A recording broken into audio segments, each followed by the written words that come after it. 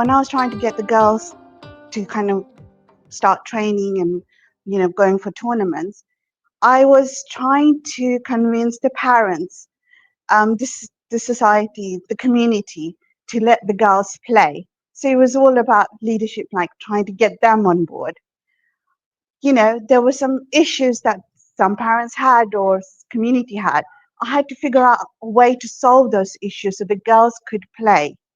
Communication was the key. I had to make sure that I was, kind of explaining them well so they were on board. And confidence, creating that confidence in the girls because they never played. So again, it was that, they were going to go and play a tournament. So while they were doing the training, I had to make sure that I was giving them confidence, the boost that they could go and have that tournament with other girls. So I was building the skills that I wasn't aware of. So again, while I was raising my boys and being the supportive wife, um, I realized I had lost myself, and I wanted to go back into what I found, what was my passion. And obviously, it didn't happen overnight. I had to change my mindset because, as you can tell, like, I'm not. It was in my 20s when I was trying to decide to go back into tech. So it was all about shifting that mindset.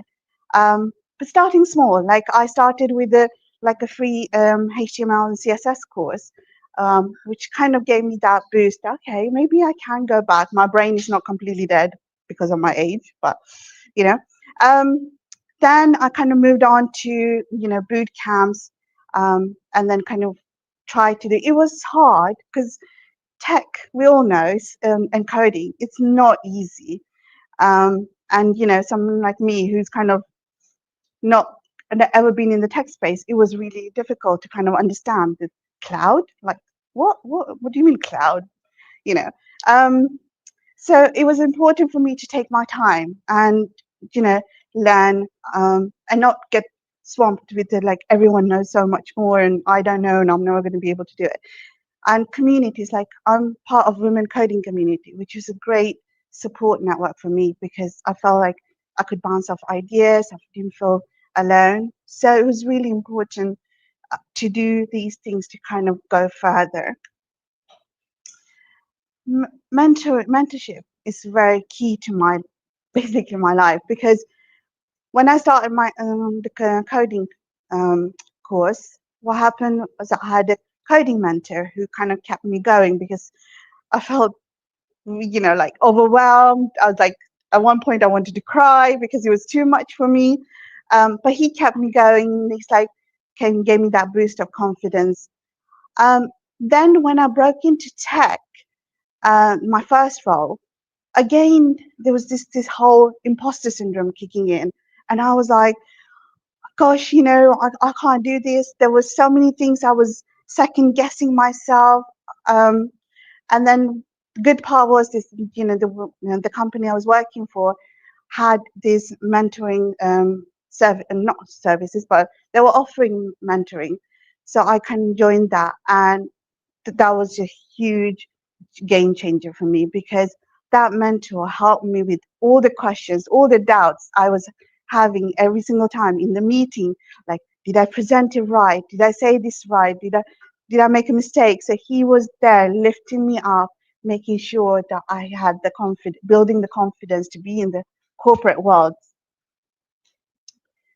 So I would say like anyone who is trying to change their career or trying to change something in their life, I would say starts with something small because that's what I did, like very small, and then celebrate those small wins. It's so important. You know, I had a lot of rejection when I started looking for work because, I didn't have a corporate experience.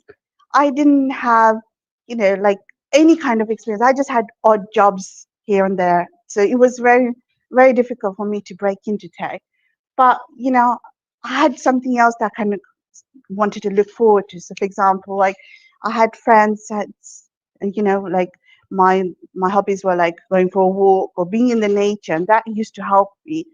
Um, you know, feel free to reach out on LinkedIn. I'll be happy to answer any questions. But yeah, thank you for listening.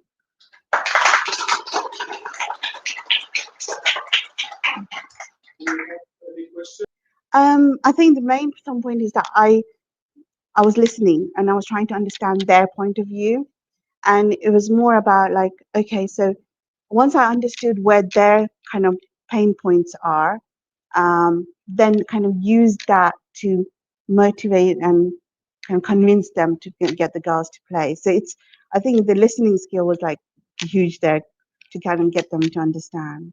So yeah, thank you for your time. Yes. It's inspirational because if I replace your name with mine, it will be very similar stories. So, Yeah. yeah, so I'm not alone in this world. Yes. There you go. Yeah. Thank Again. you. Thank you. Thank you.